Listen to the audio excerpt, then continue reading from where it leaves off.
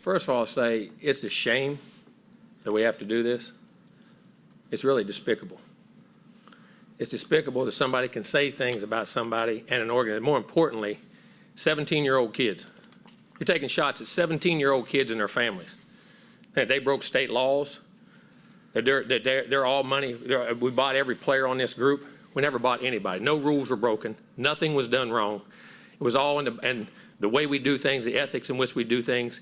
And these families, it's despicable that a reputable head coach could come out and say this when he doesn't get his way or things don't go his way. The narcissist in him doesn't allow those things to happen, and it's ridiculous. But when he's not on top, and the parity in college football he's been talking about, go talk to coaches who coach for him. You'll find out all the parity. Go dig into wherever he's been. You can find out anything. And it's a shame that you got to sit here and defend 17-year-old kids and families and Texas A&M because we do things right. We're always going to do things right. But we're always going to be here. We're doing a heck of a job. These coaches have done a great job. Our players have done a great job. The whole organization of recruiting people.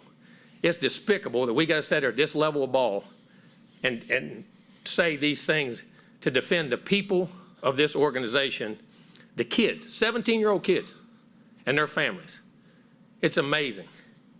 Some people think they're God. Go dig into how God did his deal. You may find out about a guy that a lot of things you don't want to know. We built him up to be the czar of football. Go dig into his past or anybody that's ever coached with him. You can find out anything you want to find out, what he does and how he does it. And it's despicable.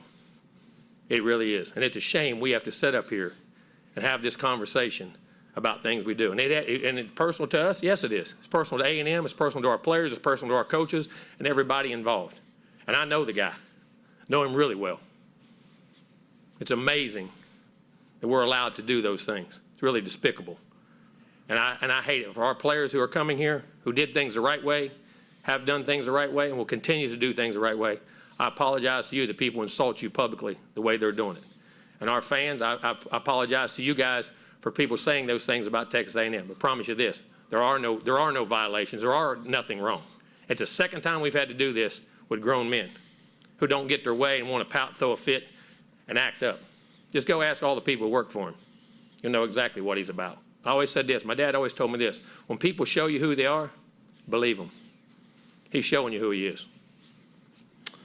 Questions? To the left, Olin. A couple of things, Jimbo. First of all, have you had any contact with Nick since? No. Oh, he's called. You just didn't take the call? Not going to. We're done. And he shows you who he is. And then I just wanted to. He's the greatest ever, huh? And then I just wanted when you to. got all the advantages, it's easy. And I just wanted to just put it point blank. So no players in you're saying that no players in There's this no laws of anything we ever or promised, done anything that goes against the laws of the state of Texas, and it's insulting to say a 17-year-old and his family broke laws. No. Down front, Brent. You know, y'all have both spoken so highly of each other in the past in terms of what y'all have done in your previous relationship. So how disappointing was it to hear that from him, you know, in terms of, you know, a mentor type to you? It's disappointing. No, it wasn't. No, listen, you coach with people like Bobby Bowden and learn how to do things. You coach with other people and learn how not to do things. There's a reason people don't go, I ain't went back and worked for him with opportunities. Coach back behind the Don't be lights. associated with it. Coaches, is this an area where you would want to see the league office and the SEC, the commissioner's office get involved if coaches are putting out specific accusations of That's violations? their job. That's fine. I'm sure they will. They'll reprimand or say something, and we'll move on, I guess. But this is about our players and Texas A&M and the people who work for and the coaches here. That's what this is about. Make a mistake. We're not going anywhere. We have still a lot of work to do. We're not where we want to be. This is going to be a great program, and we're building it into a great program. Any other questions down front, Travis? I know everyone saw the initial post from Sliced Bread or whatever, but where do you feel like this is coming from? You got me. sliced bread. Well, but I mean, when coaches say that, come on, man. Especially, never mind. That's- The operation and tactics of certain people who say them, and anybody who coached with him know them, and anybody out there in this business knows it. Amazing.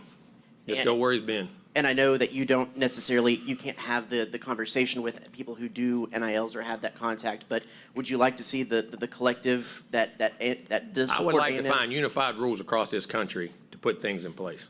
What- That's what I want. And I don't know what those are. I'm not smart enough to figure it out. I don't know what the antitrust laws, all those bylaws, so the government needs to step in because these things here. And what's funny, in that talk, right before he said that about us, wasn't he soliciting funds from the crowd? It's amazing, wasn't it? To the left, Rob. When you walk on water, I guess, it don't matter. Howdy, Coach.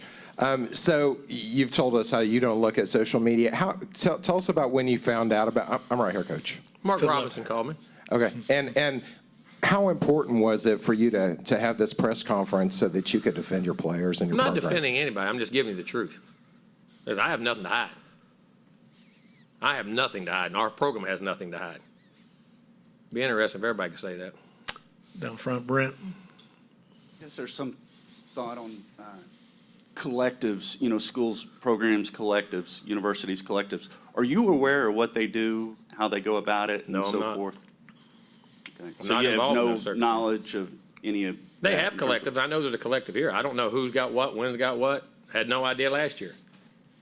That is not what we do or what we're about. I was gonna say, that's by design, you saying, hey, I'm staying out of this. and you do Yeah, I what you mean, do. what am I going to, I mean, I have no sponsorships in those things. And that's the truth. Listen, I'm going to tell you one thing. You can call me anything you want to call me. You ain't calling me a cheat. I don't cheat and I don't lie. So I learned that when I was a kid. If you did, the old man slapped you side of the head. Maybe somebody should have slapped him. But that's one thing you don't. Now you're fooling with their name. That don't, if you want Texas A&M's name, you're saying with those kids' name and our name. I'll put it with any of them. Front left, Olin. Coach SEC, I ain't into that. I wasn't raised that way.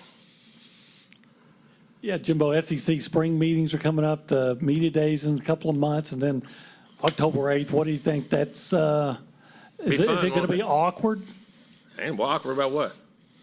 when you have to face it or have to? I don't mind confrontation. Lived with it my whole life. Kind of like it myself.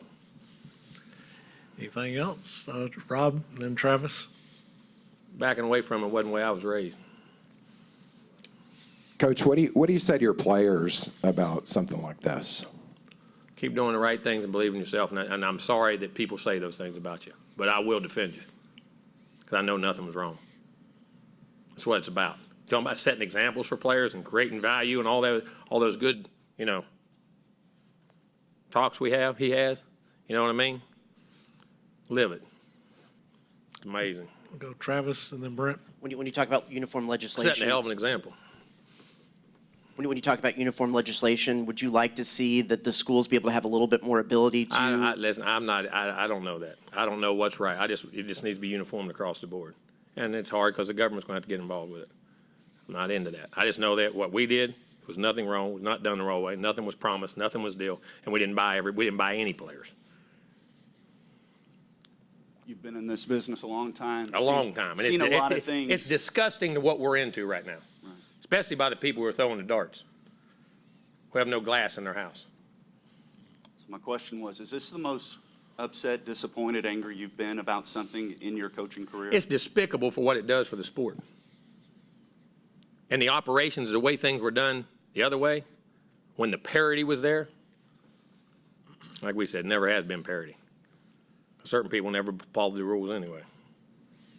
Do you suspect Nick has bent the rules? No, I didn't say that. It's my statement. All right, Coach. Appreciate your time. Thank you.